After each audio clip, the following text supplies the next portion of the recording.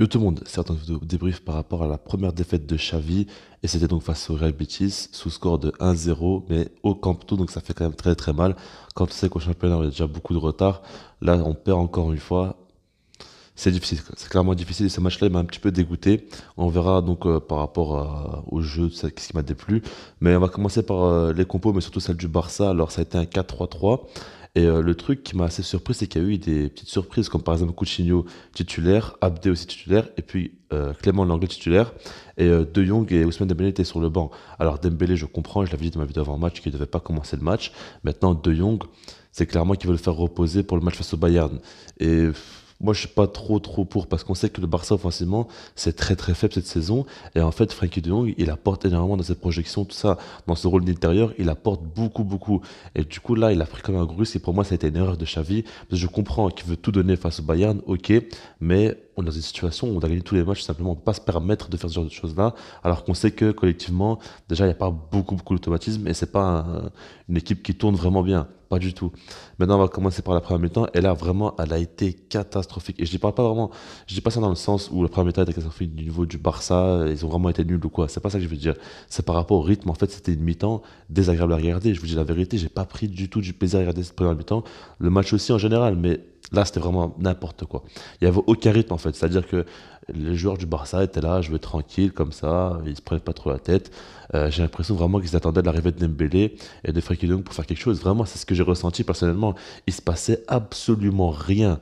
Vraiment rien. Ils avaient la base, c'était très. Ça tournait en rond, quoi. Il n'y avait pas non plus beaucoup de verticalité, pas beaucoup de combinaisons, pas beaucoup de jeux rapides, tout ça. Non, il n'y avait pas vraiment pas grand-chose. Abdé sur le côté droit, il n'arrivait pas trop à éliminer son vis-à-vis. Alors que d'habitude, il le fait assez simplement. Mais là, aujourd'hui, il a eu un peu de mal, terrain, pas dans un bon match. Et en soi, généralement, même, par exemple, Nico a pas du tout été au niveau de ses derniers matchs. Là, il a été beaucoup moins bon. En fait, individuellement, j'ai l'impression que tous les joueurs n'ont pas été vraiment à leur niveau. Peut-être à part Araujo, il est toujours constant, lui. Mais même Memphis Depay, vraiment, il a pas du tout été présent dans ce match-là. Et en fait, je trouve que cette position ne le va pas du tout. Et ça, je le dis toujours. Et pour qu'il soit utile dans cette position-là de neuf, il faut absolument qu'autour de lui, ça tourne beaucoup et qu'il y ait possibilité de faire des combinaisons de ça. Parce que s'il est esselé comme ça, il sert absolument à rien sur le terrain, en fait. C'est ça le problème. Maintenant, ce qu'il y a à dire quand même d'assez marquant à ces premiers mi-temps, c'est Gavi qui sort sur blessure à la 35e minute de jeu. Il sort carrément sur civière. En fait, il a reçu un gros choc.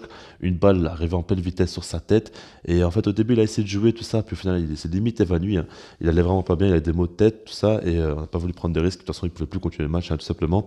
Et j'espère vraiment qu'il a rien de grave parce que les chocs comme ça sur la tête, des fois, ça peut avoir des effets plutôt assez graves. Donc, on espère que pour lui, c'est juste sur le moment, il a eu très mal, tout ça, mais ça ira après, parce qu'il est très essentiel. Et on a vu qu'Eric Puig est rentré à sa place, mais il n'a pas du tout fait un bon match. Et Gavi apporte quand même beaucoup plus. Je compare pas les deux, mais je parle vraiment de l'entrée d'Eric Puig par rapport à ce que Gavi apporte dans le match-là. On voit que par exemple, à la perte de balle, il apporte quand même beaucoup plus. Et puis même dans le jeu, à chaque fois, on sent que c'est beaucoup plus simple et efficace ce que fait Gavi qu'Eric Puig. Après, bien sûr, je comprends qu'Eric Puig n'a pas trop la confiance, tout ça. Maintenant, il faut dire que sa rentrée n'était pas du tout bonne. Ensuite, en seconde mi-temps, on a eu donc la même chose à peu près au début, hein, c'est-à-dire qu'il n'y a pas eu de rythme, tout ça. Voilà, c'était pas du tout intéressant à regarder. Mais on va commencer à passer au sérieux parce que, enfin, ce qui est intéressant, parce que sinon on va s'endormir. Même dans la vidéo débrief, on va s'endormir aussi. C'est la 55e minute de jeu, Dembélé qui rentre à la place de Coutinho. Et Frenkie de Jong qui rentre à la place de Nico. Alors Nico il a aussi pris un carton jaune. Et en plus, elle a passé un bon match, comme je vous l'ai dit, donc c'est assez logique. Mais Coutinho il avait bien commencé au tout début de la première période. Après, on a retrouvé le Coutinho qu'on connaît très bien. Et voilà quoi. Donc là, à partir de ce moment-là, Dembélé, il met directement le feu. Comme je dis sur Twitter, à chaque fois qu'il rentre en jeu, tout le temps, il met le feu directement. C'est assez dingue. Il n'y a pas besoin d'une ou deux minutes à chaque fois. Au moment où il rentre, c'est fini. À chaque fois sur le côté droit, il élimine, il dribble, il accélère, il fait tout. Il fait des centres, il fait des passes, il frappe. Il fait vraiment tout.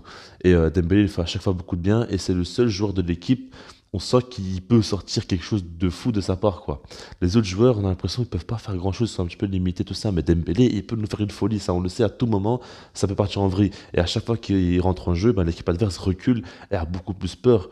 Donc ça prouve clairement l'impact de Dembélé. Et j'ai vraiment hâte de voir Dembélé à droite, Ansu Fati à gauche. Comme ça, on aura deux gros dangers sur les deux côtés. Et puis un fils de paille qui sera aussi plus dangereux parce qu'on sera moins concentré sur lui et il y aura des joueurs autour de lui vraiment très intéressants avec Nico et De Jong qui se projettent beaucoup vers l'avant. Ça peut quand même proposer quelque chose d'assez intéressant. On verra bien ce que ça pourra donner. Moi, en tout cas, j'ai hâte de voir. Et puis, Frankie de Jong, lui, n'a pas fait une bonne entrée. Pas plus que ça, honnêtement. Quelques fois, il était un petit peu intéressant. Mais mis à part ça, Je ne l'ai pas trouvé du tout au top.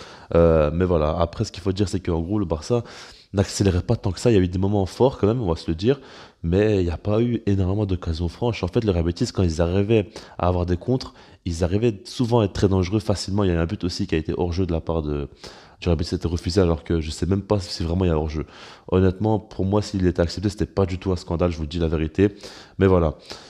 Et le truc, c'est que voilà, il s'est endormi un petit peu le joueur du Barça parce qu'il proposait pas plus que ça. Et en fait, j'ai l'impression que Xavi, il réveillait pas ce joueur. Moi, ce style de match-là, je déteste. Ceux qui me suivent, vous savez très bien.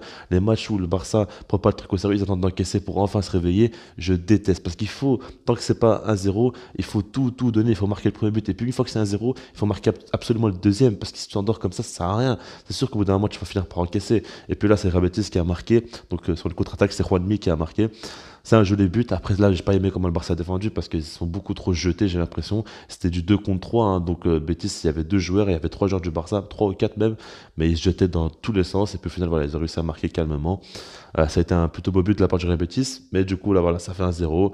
Et ce qui est décevant, c'est qu'une minute plus tard, il y a Abdé qui est face au but. En fait, c'est un centre de Dembélé et tout ça face au but. C'est un peu comme Sergio Dest face au Real Madrid.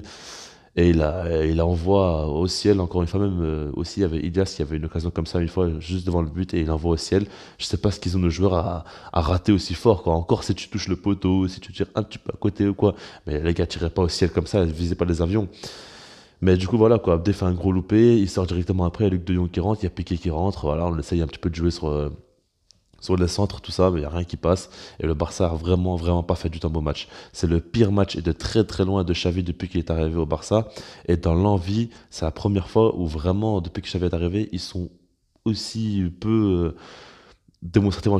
C'est-à-dire qu'ils montrent rien, quoi. On n'a pas l'impression que ça les dérange vraiment de perdre ou quoi. Ils sont là comme ça, à rien tenter de spécial. Et vraiment, ce match-là m'a assez dégoûté. On viendra plus tard par rapport au match face au Bayern, l'avant-match, ça on en fera une vidéo. Mais là, en tout cas, c'est très mal parti, hein, je ne vais pas vous le cacher.